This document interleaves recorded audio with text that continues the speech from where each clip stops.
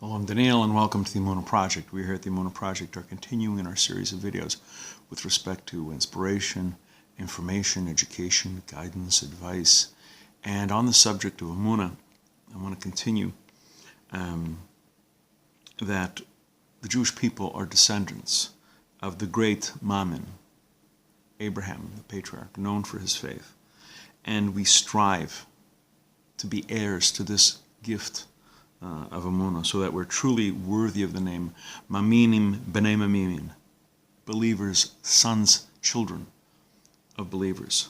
For some, Emunah, faith, comes through intellectual contemplation, meditation, understanding the significance of faith and belief, attempting to justify and accept Hashem's decrees. They realize that in their limited ability, they can understand just so much. At this point, the true Emunah, true faith, is manifest. Then, there's the person who has Emunah Pshuta, simple, plain faith,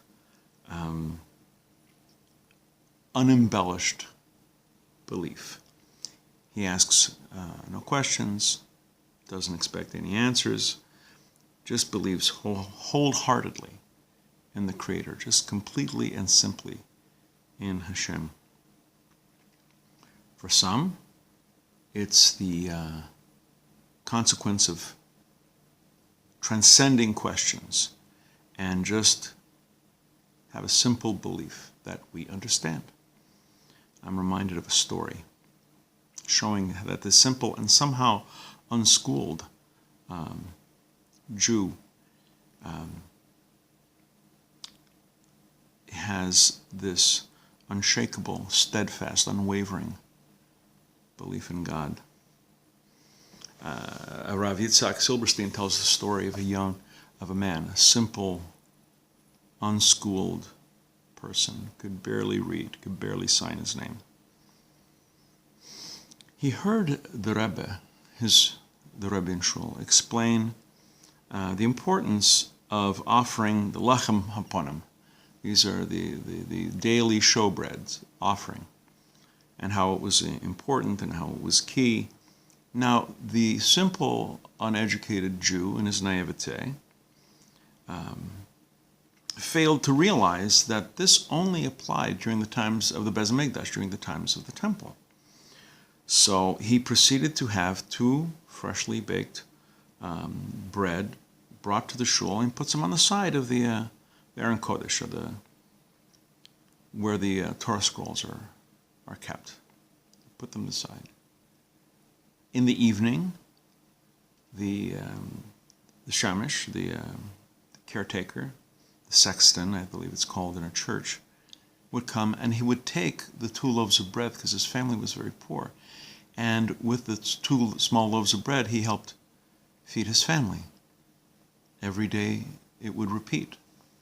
The poor, unschooled Jew would leave 2 small loaves of bread for the Lechem HaPanim. Every evening, the shamish would take away the bread and feed his family. Everybody was happy. The simple, uneducated Jew was serving God, and the shamish's family had bread with which to eat. This went on for weeks, until the rabbi, he learned what was going on. He went to the poor, uneducated Jew, explained to him the halacha, the laws, that these only applied during the times of the Beis Hamikdash, during the times of the temple. It was not proper for us to bring Lechem HaPanim. These days, it's a halacha, it's a law that only applied when there's a temple. The simple Jew felt foolish, and he stopped. That night, in a dream, it was revealed to the rabbi that he should speak to his family, make arrangements, do a will. He was about to die. It had been decreed, a gezerah, decree had gone out from heaven that he must leave this world because he had prevented that simple, honest, pure, uneducated Jew from offering the Lechem HaPanim. Now, it's true that since the destruction of the temple, we were not allowed to do this. That was true, it was correct. It's also true that since the destruction of the Beis HaMikdash, the Creator had not derived a greater nachas ruach, a spiritual satisfaction that he did when that simple, unschooled Jew offered those 2 little loaves of bread. He got such pride from that and such joy from that. This simple Emunah, simple faith, and this heartfelt offering, offered daily, and it was carried directly to the Creator. Now, while the Rav was certainly correct in what he said, Tanakh says we are to do what is right and good. What he did may have been right, but it certainly was not good. This simple Jew's faith went beyond the letter of the law. And the rabbi was to suffer the consequences. Needless to say, the rabbi did tshuva, he regretted, he repented, he told the Jew to please continue, that he had erred in trying to correct his ways. And he encouraged the Jew to continue as he had before.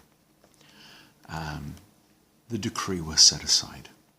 We're going to be doing more videos along these lines. Please come back. I hope you're finding them of some use, of some inspiration. And until next time, on behalf of the Emunah Project, I'm Daniel, and thank you too much.